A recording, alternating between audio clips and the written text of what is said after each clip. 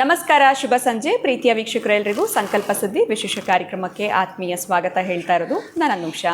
ನಿಮ್ಮ ಜೀವನದಲ್ಲಿ ಅನೇಕ ರೀತಿಯಾಗಿರುವಂಥ ಸಮಸ್ಯೆಗಳು, ಕಷ್ಟಗಳು, ಹಲವಾರು ರೀತಿಯಾಗಿರುವಂಥ ತೊಂದರೆಗಳು ನಿಮಗೆ ಆಗ್ತಾ ಇದೆ. ಈ ಎಲ್ಲದರಿಂದ ಕೂಡ ನೀವು ಹೊರಗಡೆ ಬರಬೇಕು, ಸರಳವಾಗಿರುವಂಥ ಪರಿಹಾರ ಬೇಕು ಅಂತಂದರೆ ಅಕ್ಷಯ ವೃಕ್ಷವನ್ನು ನೀವು ಪ್ರೀತಿಯಿಂದ, ಭಕ್ತಿಯಿಂದ ತಮ್ಮನೆಗೆ ಬರಮಾಡ್ಕೊಳ್ಬೇಕಾಗತ್ತೆ. ಇದರ ಬಗ್ಗೆ ನೀವು ಹೆಚ್ಚಿನ ಮಾಹಿತಿಯನ್ನು ಪಡ್ಕೊಳ್ಬೇಕಿದ್ದಲ್ಲಿ ನಿಮಗೆ ಸ್ಕ್ರೀನ್ ಮೇಲೆ ನಂಬರ್ಸ್ ಬರ್ತಾ ಇದೆ, ಕರೆಗಳನ್ನ ಮಾಡಬಹುದು. ಇದ್ರ ಬಗ್ಗೆ ಸಂಪೂರ್ಣವಾಗಿರುವಂಥ ವಿಚಾರಗಳನ್ನ ತಿಳ್ಕೊಳ್ಬಹುದು. ಇನ್ನು ಕಾರ್ಯಕ್ರಮದಲ್ಲಿ ನಮಗೆ ಪ್ರತಿನಿತ್ಯ ಹಲವಾರು ವಿಚಾರಗಳ ಬಗ್ಗೆ ಮಾಹಿತಿ, ಮಾರ್ಗದರ್ಶನ ನೀಡೋದಕ್ಕೆ ಸ್ಪಿರಿಚುವಲ್ ಗುರು ಡಾಕ್ಟರ್ ವಿಷ್ಣುದತ್ತ ಗುರುಜಿಯವರಿದ್ದಾರೆ. ಗುರುಗಳನ್ನ ಕಾರ್ಯಕ್ರಮಕ್ಕೆ ಬರ್ಮಾಡ್ಕೊಳ್ಳೋಣ. ನಮಸ್ತೆ ಗುರುಗಳೇ, ಕಾರ್ಯಕ್ರಮಕ್ಕೆ ಭಕ್ತಿಯ ಸ್ವಾಗತ. ಗುರುಗಳೇ, ಹಣಕಾಸು ಅನ್ನುವಂಥದ್ದು ಪ್ರತಿಯೊಬ್ಬ ಮನುಷ್ಯನಿಗೂ ಜೀವನದಲ್ಲಿ ಅದರ ಒಂದು ಇಂಪಾರ್ಟೆಂಟ್ ರೋಲ್ ಅಂತಲೇ ಹೇಳ್ಬೋದು. ಬೇಕೇ ಬೇಕಾಗತ್ತೆ, ಯಾವುದೇ ಒಂದು ಸಂದರ್ಭದಲ್ಲಾಗಿರಬಹುದು. ಎಲ್ಲೋ ಒಂದು ಕಡೆ ನಮಗೆ ಹಣಕಾಸು ಚೆನ್ನಾಗಿ ಬರ್ತಾ ಇರೋದಿಲ್ಲ. ಈ ಕಾರ್ಯಕ್ರಮಗಳು ನೋಡ್ತಾ ಇರ್ತೀವಿ, ಕೋಟ್ಯಾಧಿಪತಿನಲ್ಲಿ ಕೋಟಿ ಗೆಲ್ಬೋದು ಅಂತ. ನಾವು ಕೂಡ ಜೀವನದಲ್ಲಿ, ನಿಜ ಜೀವನದಲ್ಲಿ ಕೋಟ್ಯಾಧಿಪತಿ ಆಗಬೇಕು ಅಂತಂದರೆ ಏನಾದರೂ ಒಂದು ರೆಮಿಡಿ ತಿಳಿಸ್ಕೊಡ್ಬಹುದಾ, ಏನು ಮಾಡಬೇಕು ಅಂತ? ಇದನ್ನು ಫಾಲೋ ಮಾಡೋದ್ರಿಂದ ಅಟ್ಲೀಸ್ಟು ಈ ವರ್ಷ ಆಗಲಿಲ್ಲ ಅಂದರೂ ಮುಂದಿನ ವರ್ಷಕ್ಕಾದರೂ ಪ್ರಯತ್ನ ಫಲ ಸಿಗುತ್ತಾ? ಏನು ಹೇಳ್ತೀರಾ ಗುರುಗಳೇ? ಓಂ ವಿಶ್ವಸ್ಮೈ ನಮಃ. ಪ್ರೀತಿಯ ಬಂಧುಗಳೇ, ಮನುಷ್ಯ ಆಶಾವಾದಿಯಾಗಿರಬೇಕು. ಎಲ್ಲಿ ತನಕ ಅಂತಂದರೆ ನಾನು ಇದನ್ನು ಗೆಲ್ಲಬೇಕು ಅನ್ನೋದು.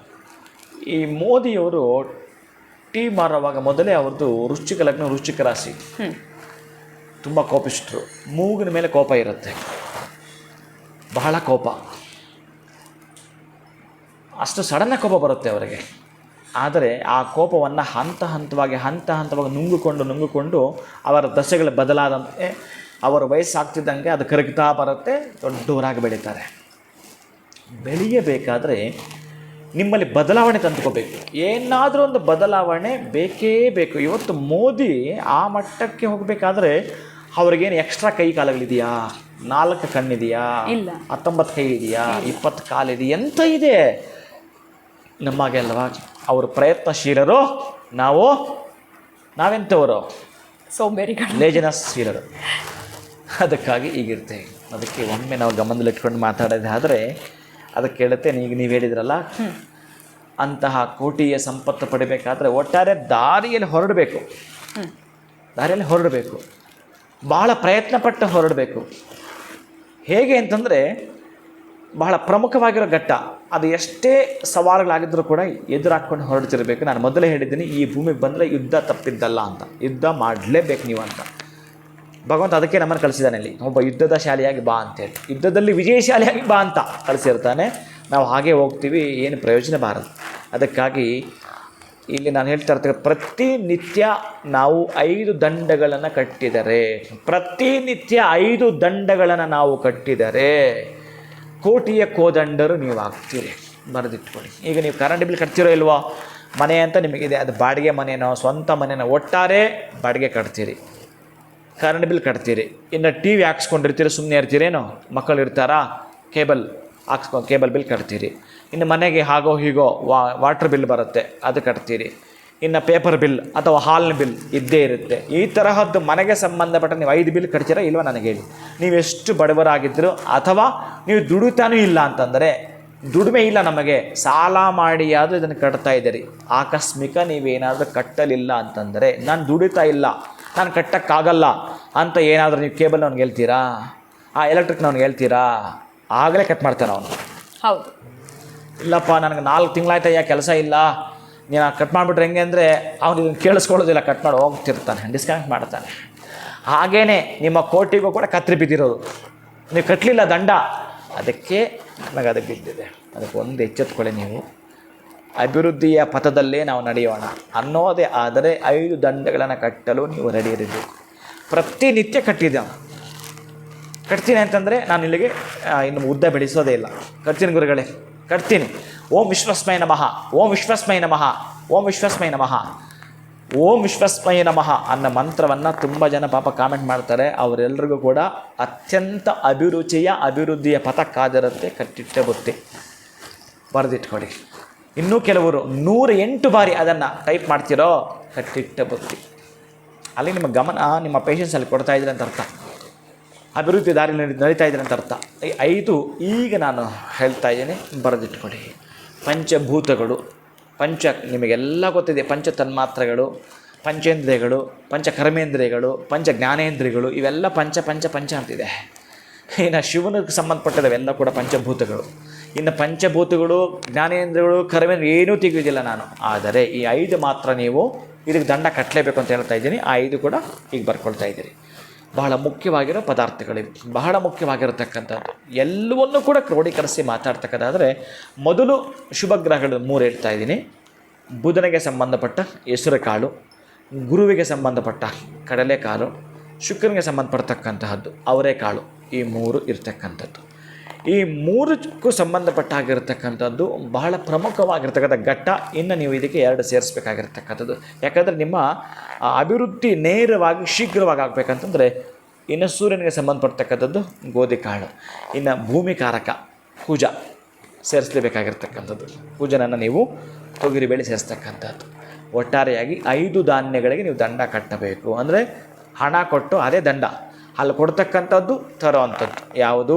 ತೊಗರಿಬೇಳೆ, ಗೋಧಿ, ಅವರೆ, ಹೆಸರುಕಾಳು, ಕಡಲೆಕಾಳು ಇಷ್ಟನ್ನು ಕೂಡ ತಂದು ನೀವು ಪ್ರತಿನಿತ್ಯ ರಾತ್ರಿ ನೆನೆಸಬೇಕು.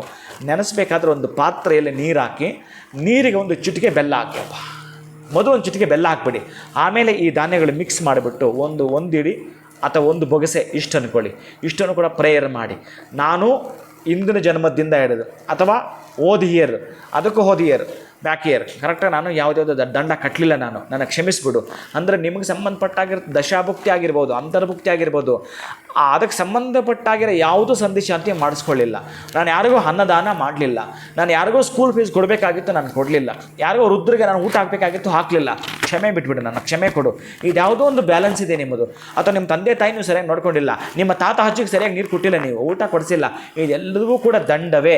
ಆ ದಂಡ ಕಟ್ಟೋದು ನೀವು ನೀರಿಗೆ ಒಂದು ಬೊಗಸೆ ಹಾಕ್ತೀರಿ. ಇವು ಈ 5 ಪದಾರ್ಥಗಳನ್ನು ಹಾಕ್ತೀರಿ. ಪ್ರಾತಃ ಕಾಲ ತೆಗೆದುಕೊಂಡು ಹೋಗಿ ನಿಮ್ಮ ಮನೆ ಟೆರೇಸ್ ಮೇಲೆ ಅಥವಾ ಎಲ್ಲಾದರೂ ಒಂದು ಮರದ ಕೆಳಗಡೆ ಒಂದಷ್ಟು ಎಲೆಗಳನ್ನು ಹಾಕುವಂಥದ್ದು, ಒಂದಷ್ಟು ನೀರು ಇಟ್ಟು ಬರುವಂಥದ್ದು. ಓಂ ಪೃಥ್ವಿ ಅಪ್ ತೇಜೋ ವಾಯುವಾಕಾಶಾಯೈ ನಮೋ ನಮಃ. ಓಂ ಪೃಥ್ವಿ ಅಪ್ ತೇಜೋ ವಾಯುವಾಕಾಶಾಯೈ ನಮೋ ನಮಃ. ಪಂಚಭೂತಗಳನ್ನು ತಿಳಿದುಕೊಳ್ಳೋದು. ಈ ಪಂಚಭೂತಗಳಿಗೆ ದಂಡ ಕಟ್ಟಿದ್ದೀನಿ ನಾನು. ನನಗೆ ಕೋಟೆಯ ಕಡೆ ಹೊರಡುತ್ತಾ ಇದ್ದೇನೆ. ಕೋಟೆಯ ಬಾಗಿಲು ತೆರೆ, ಕೋಟೆಯ ಬಾಗಿಲು ತೆರೆ ಅಂತಕ್ಕಂತಹ ಮಂತ್ರವನ್ನು ವಿಶ್ವಶಕ್ತಿಯ ಜೊತೆಗೆ ನೀವು ಹೇಳ್ಕೊಳ್ತೀರಿ. ವಿಶ್ವಶಕ್ತಿ ನಿಮ್ಮನ್ನು ಕಾಪಾಡ್ತಾ ಇದೆ. ನೀವು ಹೇಳ್ಕೋಬೇಕು, ನನಗೆ ಯಾವುದೂ ತೊಂದರೆ ಇಲ್ಲ, ನನಗೆ ಯಾವುದೂ ರೋಗ ಇಲ್ಲ, ನನಗೆ ಯಾವುದೂ ತರಹದ ಅಂಟು ಕಾಯಿಲೆಗಳಿಲ್ಲ, ಮತ್ತೊಂದಿಲ್ಲ, ಜಾಡ್ಯಾಪಗಳಿಲ್ಲ ನನಗೆ ಅಂತ ಹೇಳಿ ಪ್ರೇಯರ್ ಮಾಡ್ತಾ ಇದ್ದೀನಿ. ಇಲ್ಲ ಅಂತಲೇ ಇದ್ದೂ ಕೂಡ ಇಲ್ಲ ಅಂತ ಹೇಳ್ಕೊಡಿ. ನನಗೊಂದು ಕನಸಿದೆ. ಆ ಕನಸು ಏನು ಅಂತಂದರೆ, ನನ್ನ ಕೈ ಯಾವಾಗಲೂ ಹೀಗಾಗಬೇಕು, ಹೀಗಾಗಬಾರ್ದು, ನನಗೆ ಧೈರ್ಯ ಕೊಡು, ಆತ್ಮಸ್ಥೈರ್ಯ ಕೊಡು. ನಾನು ಮಾಡಿರ್ತಕ್ಕಂಥದ್ದು ಪಾಪಗಳು, ಲೋಭಿತನವೋ ಇಲ್ಲಿಗೆ ಕೊನೆ ಹಾಕಲಿ. ನನಗೆ ಆ ತರಹದ್ದು ಮಾಡಲ್ಲ. ಆಕಸ್ಮಿಕ ಗೊತ್ತಿದ್ದೋ ಗೊತ್ತಿಲ್ಲದೆ ಮಾಡಿದ್ದರೆ ಆ ಒಂದು ಶಾಪ ತಾಪ ಕೋಪಗಳು ಇಲ್ಲಿಗೆ ಕ್ಷೀಣಿಸಲಿ, ಇಲ್ಲಿಗೆ ಅದು ಬಾಗಿಲಾಕಲಿ, ಬಾಗಿಲು ತೆರೆಯಲಿ. ಯಾವುದಕ್ಕಾಗಿ? ನಾನು ಮಾಡ್ತಾ ಇರೋ ಅಭಿವೃದ್ಧಿಯ ಕೋಟೆ ಒಳಗಡೆ ನಾನು ಹೋಗಬೇಕು. 10 ಜನಕ್ಕೆ ನಾನು ಉಪಯೋಗ ಆಗಬೇಕು. ಮೊದಲು ನನ್ನ ಕುಟುಂಬಕ್ಕೆ ಉಪಯೋಗ ಆಗಬೇಕು, 10 ಜನಕ್ಕೆ ನಾನು ಉಪಯೋಗ ಆಗಬೇಕು.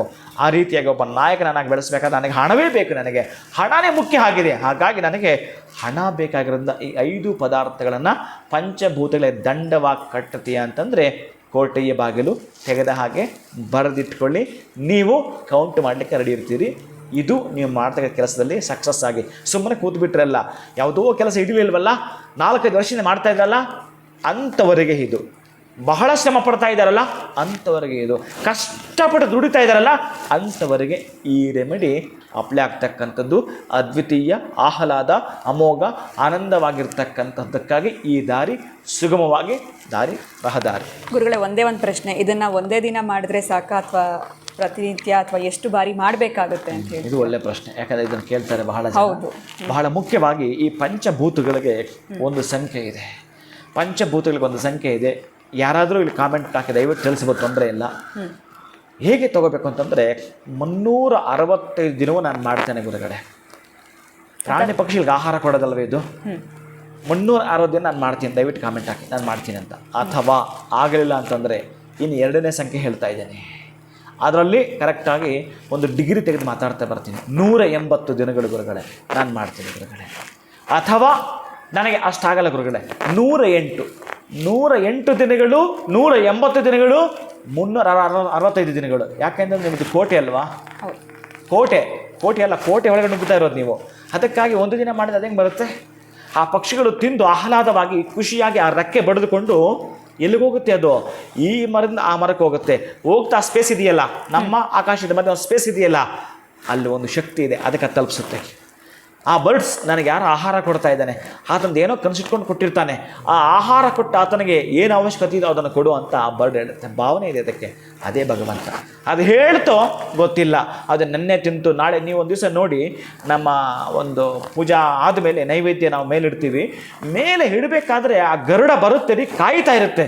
2 ದಿನ ನಾವಿಲ್ಲ ಅಂತಂದ್ರೆ ಮುಗಿತು ನಮ್ಮ ಕತೆ, ನಮಗೆ ಭಯ ಆಗ್ಬಿಡುತ್ತೆ. ಅಂದರೆ ಬಂದು ಅಭ್ಯಾಸ ಆಗಿರುತ್ತೆ. ನೀವು ಯಾವತ್ತೂ ಅದ್ರ ಕೂಡ ಒಂದು ವೀಡಿಯೋ ಮಾಡಿಕೊಡ್ತೀನಿ ನಾನು. ನಮ್ಮ ಹುಡುಗಿಗೆ ತೊಗೊಂಡು ಹೋಗ್ತಾನೆ, ಹಾಗೆ ಬಂದು ಅದಕ್ಕೆ ಬಾಯಿ ಹಾಕುತ್ತೆ ಗರುಡ. ಅಂದರೆ ಕಾಯ್ತಾ ಇದೆ ಪಾಪ, ಅದಕ್ಕೆ ಅಂದರೆ ಅಭ್ಯಾಸ ಆಗ್ಬಿಟ್ಟಿದೆ ಅದು. ನಾವೇನೋ ಕೊಟ್ಟಿಲ್ಲ ಅಂತಂದ್ರೆ ಅದ್ಯಾಕೆ ಬರುತ್ತೆ? ಅದು ಬರಲ್ಲ. ಕೊಟ್ಟು ಅಭ್ಯಾಸ ಆಗಿದೆ. ಅದಾದಮೇಲೆ ಮತ್ತು ಕಾಗೆಗಳು ಬರ್ತವೆ, ಅದಾದಮೇಲೆ ಪಾರಿವಾಳಗಳು ಬರ್ತವೆ, ತಿಂತಿರ್ತವೆ. ಇಲ್ಲಿ ನಾವು ಕಂಡಿತ್ತು ಭಗವಂತನ. ಅದಕ್ಕಾಗಿ ಇವರು ಉಣಬಡಿಸ್ತಾರಾ, ಮತ್ತು ಇವ್ರು ಕೂತ್ಕೊಂಡು ಉಣ್ಲಿಕ್ಕೆ ಭಗವಂತ ದಾರಿ ತೋರಿಸ್ತಾರೆ. ಖಂಡಿತ ಗುರುಗಳೇ, ನಾವು ಒಂದು ಕಡೆ ಕೋಟ್ಯಾಧಿಪತಿ ಆಗಬೇಕು ಅಂತಂದರೆ 5 ದಂಡಗಳು ಯಾವುದು ಅನ್ನೋದ್ರ ಬಗ್ಗೆ ಕೂಡ ತಿಳಿಸ್ಕೊಟ್ಟಿದ್ರೆ ಒಂದು ಉತ್ತಮವಾಗಿರುವಂಥ ರೆಮಿಡಿ. ಬಹಳ ಧನ್ಯವಾದಗಳು ತಮಗೆ. ನಮಸ್ಕಾರ. ಹರೇ ಶ್ರೀನಿವಾಸ. ನೀವು ಕೂಡ ಜೀವನದಲ್ಲಿ ಕೋಟ್ಯಾಧಿಪತಿ ಆಗಬೇಕು ಅಂತಂದರೆ ಖಂಡಿತ ಈ ರೆಮಿಡಿನ ಫಾಲೋ ಮಾಡಿ ಅಂತ ಹೇಳ್ತಾ ಇವತ್ತಿನ ವಿಡಿಯೋನ ಮುಗಿಸುವಂಥ ಸಮಯ ಆಗಿದೆ. ನಮಸ್ಕಾರ.